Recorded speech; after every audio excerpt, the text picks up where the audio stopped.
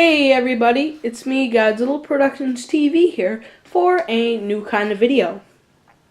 I want you to know I got a lot of my information from WikiZilla for this video, so you can find them in the description, if somehow you haven't already heard of them or stumbled across them before. I also want to shout out to my good friend Kellen Thomas. He hasn't got that many subs in a while, and I think he needs a little more, so you can find him in the description. He's also paying me to say this.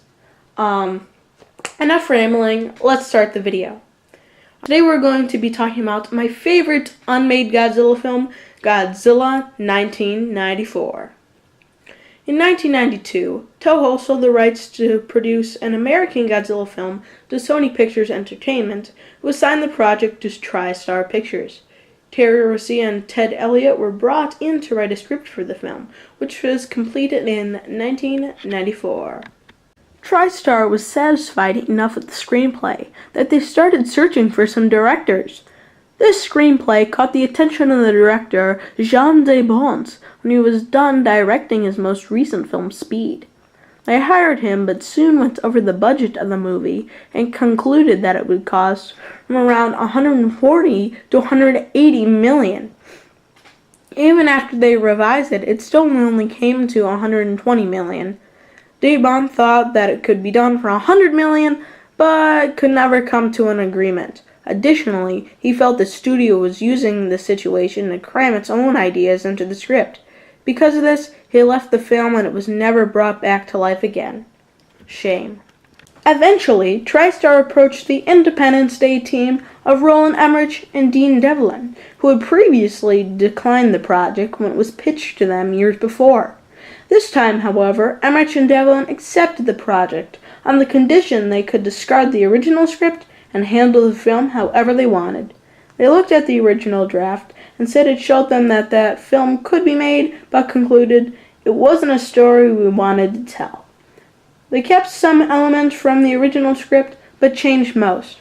Emmerich and Devlin brought in designer Patrick Tatopoulos to redesign the famous monster as a more fast and agile creature, based more heavily on a dinosaur. When the film and its new version of Godzilla were pitched to Toho, they were initially surprised but ultimately approved it when they contacted Emmerich.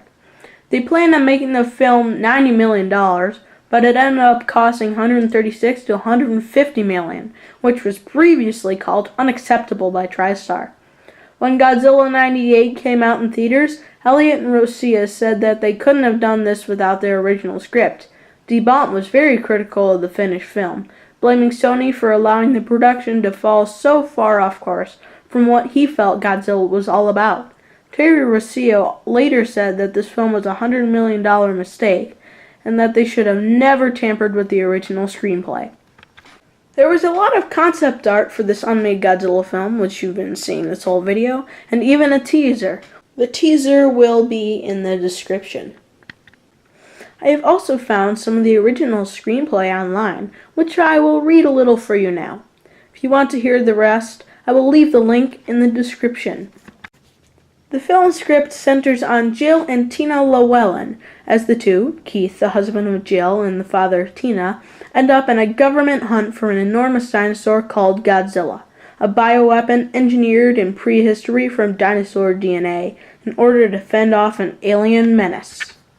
The creature is found deep in the Arctic, where it is awoken and kills everyone in the cavern he was kept in, including Keith. Godzilla emerges and appears near Japan, destroying a village and mentally scarring a man named Junji for life.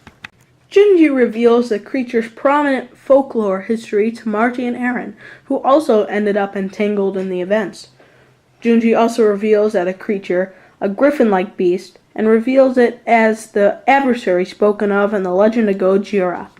Meanwhile, in Utah, an alien probe appears and attacks a cougar and a horse, killing them and using their DNA to begin building a body for itself.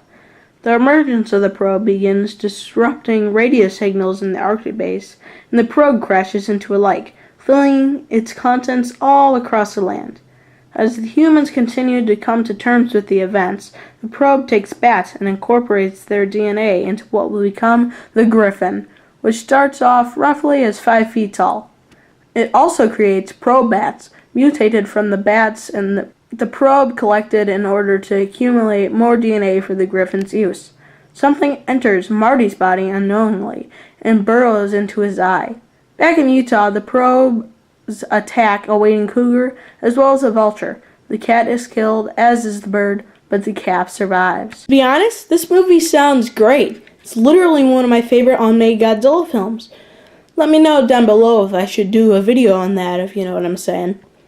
But I do have to say, if we had got this great film instead of Godzilla 98, we wouldn't have had most of the Godzilla films we have now, like the greatest Godzilla film of all time, GMK, or even Godzilla King of the Monsters. Don't forget to check out Cohen's channel, WikiZilla, and the rest of the screenplay in the description. If you enjoyed the video, leave the thumbs up, and don't forget to subscribe if you want more videos like this. Godzilla Productions TV, signing off.